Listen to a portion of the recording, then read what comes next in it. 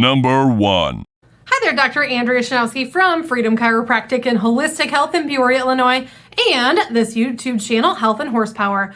I wanted to talk today about 3 things you can do to help with ear infections and drainage from the ear at home. So number 1 is we have to understand the anatomy a little bit more. We have inside of our ear, we have a canal, and there's actually a drainage that goes down into our throat area and our nasopharynx.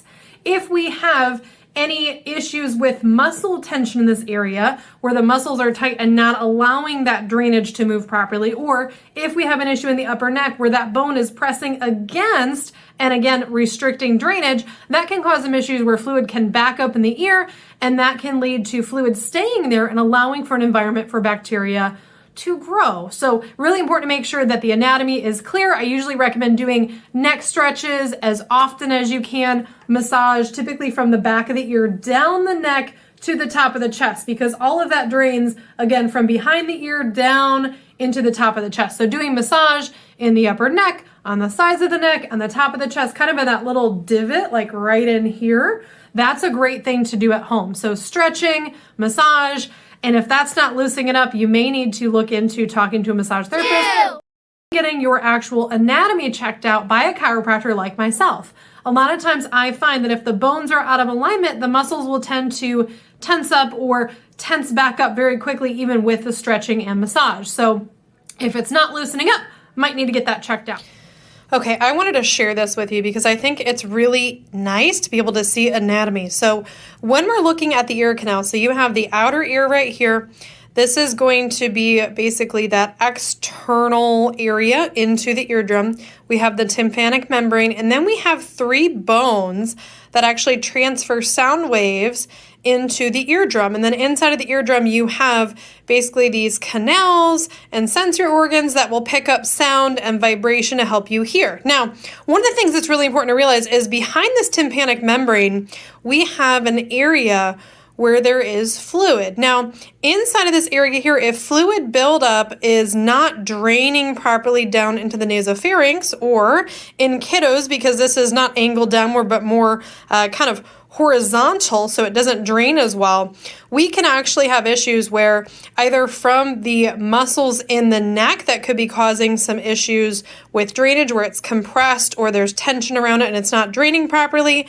We can also have some of the bones of the face could be putting pressure on this, or even the upper neck can actually put pressure on this and cause issues where that inner ear is not draining properly. So if you or your child is having issues with ear pain, with drainage, and it's not working properly, that could be due to inner ear drainage restriction coming from the bones of the skull or the face or even the neck. That could be basically pressing on that and not allowing that to drain properly. So really important to make sure that we know that everything is moving properly. And if we're having problems with drainage, we need to do some problem solving to figure out why and not just throw antibiotics at it. Another thing I want to mention is inside of your ear, you have what's called these semicircular canals. So we actually have these canals that are filled with a fluid that help us with balance. If we have any thickening of the fluid or stone formation in here, that can cause issues where that fluid doesn't move, and that can cause vertigo and dizziness.